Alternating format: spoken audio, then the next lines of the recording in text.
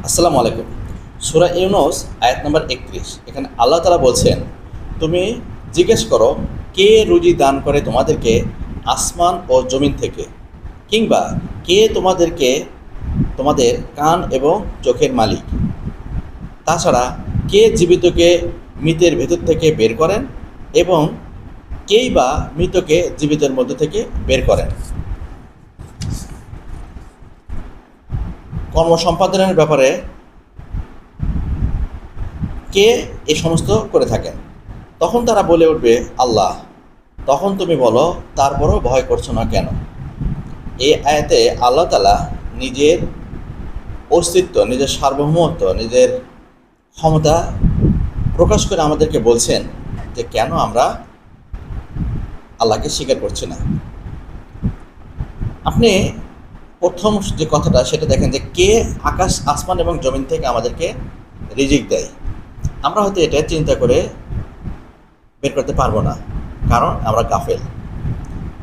আফ্রিকার অনেক দেশ সাহারা মরুভূমি বা অনেক মরুভূমির দেশ, যেখানে বৃষ্টির অভাবে জমি অনুর্বর হয়ে যায় এবং সেখানে কোনো ফসলাদি হয় না। আবার আল্লাহ তাআলা যদি কখনো বৃষ্টি দেন তাহলে কিন্তু সেখানে আবার ফসলাদি হয়, অর্থাৎ আমরা রুজি পাই। এখানে আল্লাহ তার সার্বভৌমত্বের বর্ণনা দিয়ে বলছেন যে এই যে জমি, তোমরা খেয়াল করে দেখো যে যেখানে আমি আমার নিয়ন্ত্রণ থেকে বৃষ্টি দেই, জমিকে উর্বর করে দেই, সেখানে কিন্তু তোমরা রুজি পাও বা রিজিক পাও।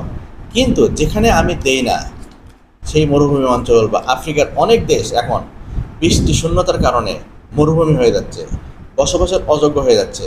এগুলো দেখে আমাদেরকে চিন্তা করতে হবে যে আল্লাহ এখানে রুজি এদেরকে দিচ্ছে না। ওখান থেকে মানুষজন কিন্তু সরে অন্য জায়গায় চলে যাচ্ছে। অর্থাৎ মানুষ তার সর্বোচ্চ ক্ষমতা প্রয়োগ করেও ওই এলাকাগুলোতে কিন্তু কোনো শস্য আবাদ করতে পারছে না। ফলে একসময় যারা সেখানে রেসিডেন্স ছিল তারা সরে অন্য জায়গায় যাচ্ছে। এটাই প্রমাণ করে যে আমাদেরকে রিজিক দেন বা রুজি দেন আল্লাহ।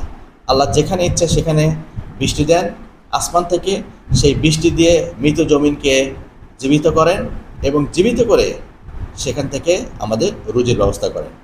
এই ছোট্ট চিন্তাটুকু আমরা যদি পৃথিবীর বিভিন্ন দেশ ঘুরে অনুভব করতে না পারি তাহলে আমাদের জীবন ব্যর্থ। আমরা দেখব যে আল্লাহ কিভাবে আমাদেরকে আসমান এবং জমিন থেকে রিজিক দেন, সেটা দেখে যদি আমরা গভীরভাবে অনুভব করতে পারি তাহলে আমাদের জীবন সার্থক এবং আমরা তখনই আল্লাহকে ভালোবাসতে পারব।